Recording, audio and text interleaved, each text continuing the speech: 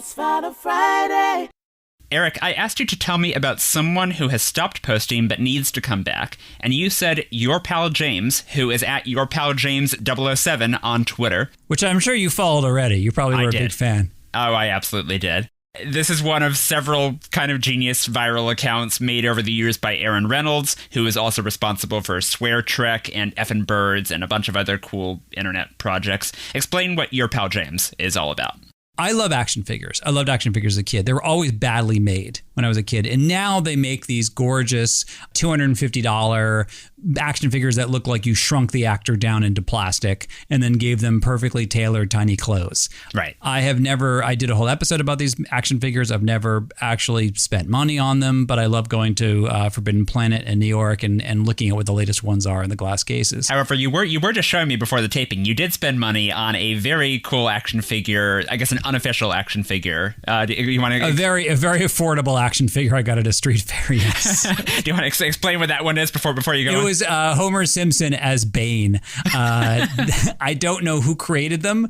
I could have gotten him as the Joker or Batman, but I thought the one of Bane was pretty amazing. Yeah. I do have action figures around, but nothing like that. I mean, those things are expensive. Not the $250 type, yeah. Yeah, and there are people that will spend thousands of dollars on those. Wow. But anyway, he bought the one that's, I think it's made by I'm pretty certain it's the one made by Big Chief Studios, which is based in the UK, but he's based in Toronto, of Sean Connery's Bond, specifically from Goldfinger. And he took this beautiful photography of him like looking at a tiny iPad or looking at a tiny iPhone, or at one point he then got a Chewbacca, doll, and he'll have Chewbacca giving Connery a piggyback ride, or they're sharing a motorcycle together. And I don't know, it was like Your Pal James. He's just having a great time. And then there's one of him, I think it's like Roger Moore's Bond is playing an arcade video game, which is also like the size for an action figure. These are probably about a foot tall. Daniel Craig's Bond is watching, and Connery's about to knock out Roger Moore with like a blow to the back of his head. And they're all very nicely shot pictures. Yeah. And there's a whole genre of action figure photography, which is what I follow a lot of that on Instagram. I had no idea about this until you mentioned it in your email. Yeah, this is like, you said this is like a parody of an existing genre. It's like a parody of an existing genre. I follow on Instagram a lot of cosplay, and then a lot of these people who do these amazing pictures of their action figures. I wish people do more subversive stuff. Occasionally they'll have like, oh, look, it's Batman meeting Iron Man. But for the most part, they're usually trying to recreate movie scenes with action figures. Huh. Very well done, but my feeling is they often pick the same scenes, the same figures, and then there are people that actually design their own figures, which is cool. Like this one guy once designed a beautiful action figure of Bill the Butcher from Gangs of New York. I mean, I wish they sold that. That would be cool. Yeah. But this is kind of like a parody of those kinds of sites where the whole thing has this totally absurdist take to it. He also bought Sherlock and Watson from the BBC series, but he bought the one where they're dressed from their 1800s clothes from the Christmas special, but then I think it was a Christmas special, but then he has them playing in a modern rock band. So there's always, I don't know, there's just something about it that just every picture makes me laugh.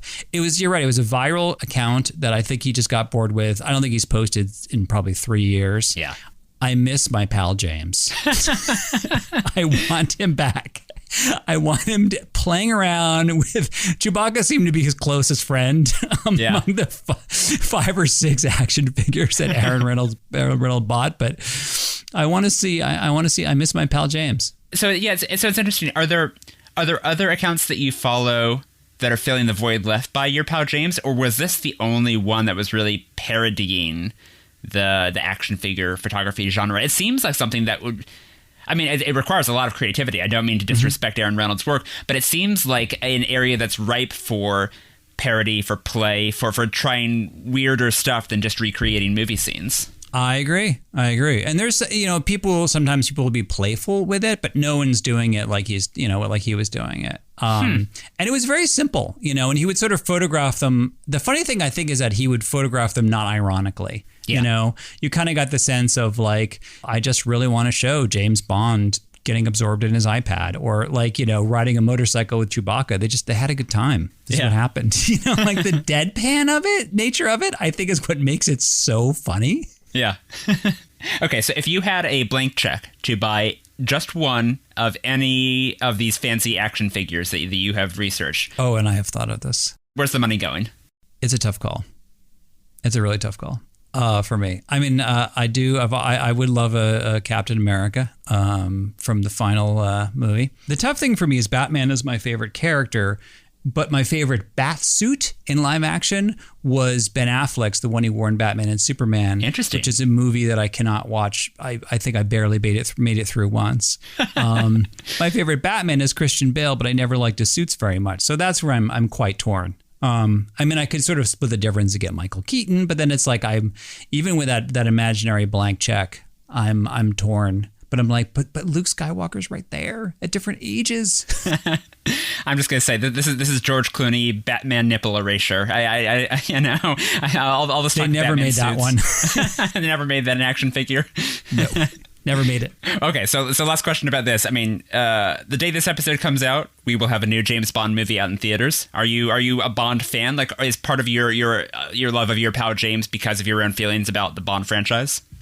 Good question. Yeah, I mean, I've seen every single Bond movie that's ever come out, but I think it started with, as a kid, I really, really loved the Connery Bond. I used to tape, when they would show the movies on TV, this is how old I am, I would put in a VHS tape and I would wait for the commercials and manually pause my recording. Absolutely, yeah. And then I would put little stickers on my cassette tapes to write out the name Goldfinger or To Live and Let Die, whatever. And then I feel like out of loyalty, I just watched the other 500 James Bond movies. Although I like some of them. I mean, there's been some good Daniel Craig ones, but at this point it's almost like, it's like almost being loyal to a band you really like, you know? You're like, well, I have all the other albums.